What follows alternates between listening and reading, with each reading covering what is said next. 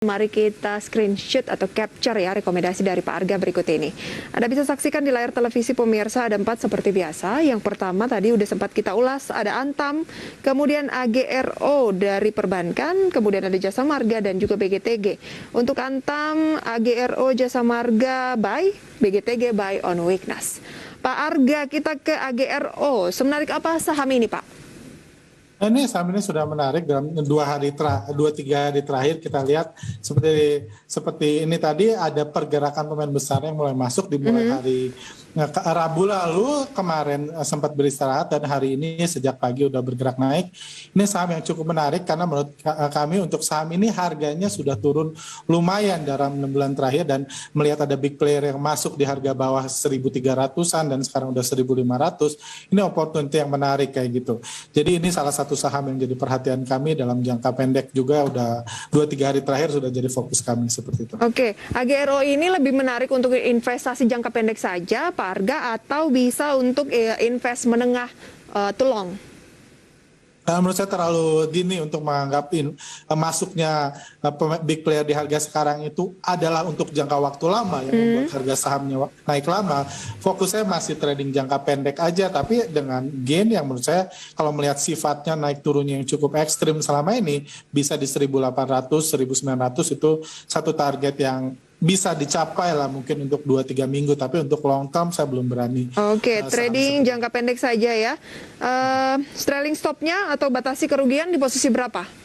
Nah, mungkin di bawah 1.400, tembus 1.400 itu bisa jadi ini, walaupun ya menurut saya so far sih masih cukup menarik. Saya nggak melihat, kalau saya pribadi saya belum memikirkan untuk trailing stop ya, mungkin kalau ekstrimnya di bawah 1.300 kita keluar, tapi terlalu jauh di level sekarang. Cuma saya masih optimis harganya gerak naik ke atas. Baik, jangka pendek saja 13 ekstrimnya untuk keluar, kemudian ada peluang 18, kalau itu berhasil ya ke 19 gitu ya Pak Arga ya. Betul. Oke, selanjutnya adalah Jasa Marga. Jasa Marga semenarik apa nih? Karena salah satu analis juga kemarin tampaknya menyoroti saham tol yang satu ini. Ya, menurut saya ini menarik karena investor asing udah terus masuk dalam beberapa minggu terakhir dan saham ini ya kembali kayak agro, saham yang sudah lama kasarnya diterlantarkan, harganya udah turun dan terlihat ada masuknya big player mulai masuk lagi di harga bawah. Jadi ya kan ada dua jenis investor, ada yang berburu saham yang sedang naik-naiknya, sedang all time high, ada yang baru mulai bangkit dan kategori baru mulai bangkit ini menurut saya Jasa Marga dan agro adalah dua saham yang menurut saya cukup menarik. Oke, hari ini ada net sell mungkin tapi nggak terlalu signifikan ya, 777 juta ya. Iya, dan kalau kita overall total 3 hari terakhir itu masih net buy cukup besar 11,5 M. Jadi ya net sell hari ini tentunya nggak harus dikhawatirkan ya. Oke, range-nya di level berapa Pak Arga? Ya, harapan saya bisa ke 3.750, itu jangka pendeknya seperti itu. Oke. Saya berharap ini bisa sedikit lebih panjang lah dari itu. 3750 yang terdekat ya. Betul. BGTG bagaimana? Buy on weakness. Iya, BGTG ini saham yang menarik karena kalau nggak salah hari Senin atau Selasa lalu ini keluar berita bahwa sejumlah narasumber mengatakan saham ini akan dikerek ke 450 dan berita itu diberitakan di beberapa media dan ternyata sekarang harga sahamnya udah ARB 2 hari berturut-turut dan udah di 250. Jadi kemungkinan mereka-mereka yang percaya akan dikerek 450 ini di harga sekarang ARB 2 hari ini besok atau Senin akan mulai memikirkan untuk stop loss, akan udah mulai khawatir dan di situ ada kemungkinan ada wave back ketika retail mulai cut loss, harganya mulai bergerak naik lagi. Jadi ini saham yang cukup menarik di dalam jangka pendek, apalagi udah banyak rumor-rumor yang katanya mau ke 450 dan lain-lain dan banyak intrik lah yang terjadi di saham ini yang menurut saya ini layak saya perhatikan. Walaupun ya saya berharap sih hari Senin at least paginya auto reject bawah lagi baru di situ, makanya ini masuk rekomendasi buy on weakness karena menurut saya perjalanan saham ini masih panjang kok, naik turunnya masih akan panjang. ARB 2 hari udah cukup mulai hari Senin. Kalau memang diyakini ada peluang kenaikan Pak Arga, beli di harga lebih murah lagi kan harusnya oke ya. Jadi masuknya kira-kira tunggu di level berapa lagi? Kalau strategi saya, harapan saya Senin pagi, kalau pagi-pagi dikasih di ARB kan 1 jilid lagi, di level itu baru kita spekulatif buy. Oke. Di level berapa? Ya turun 7% ya sekitar 240-an lah, 230 sekianan lah. Oke. Di level auto reject. Targetnya ke level berapa?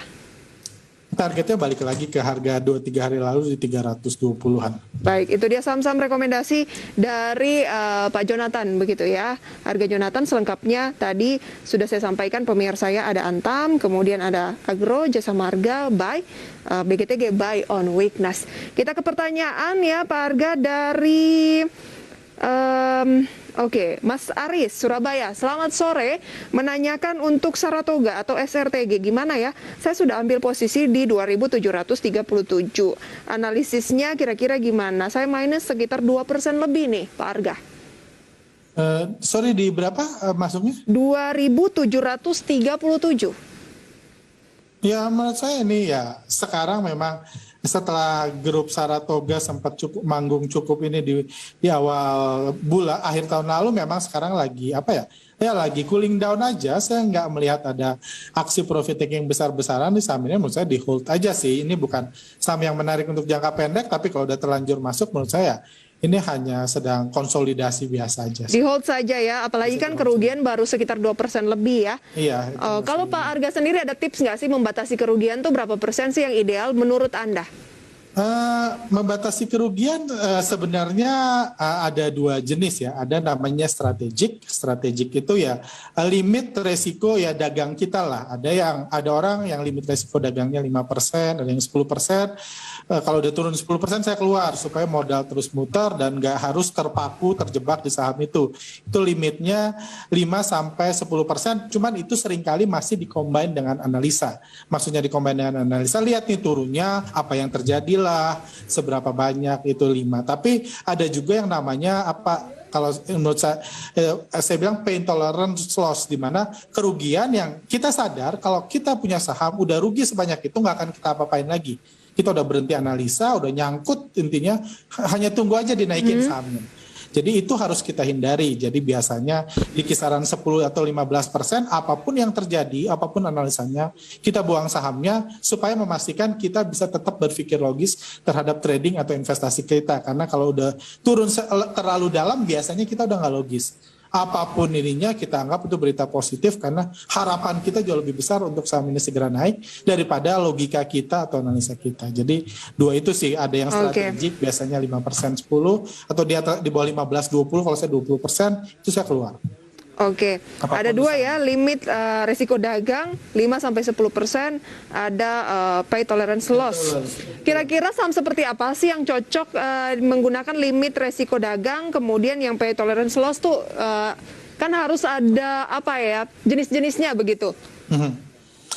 Sebenarnya bukan sahamnya ya. Jadi misalnya ada orang yang fokusnya adalah masuk dalam jangka pendek, keluar dalam jangka pendek.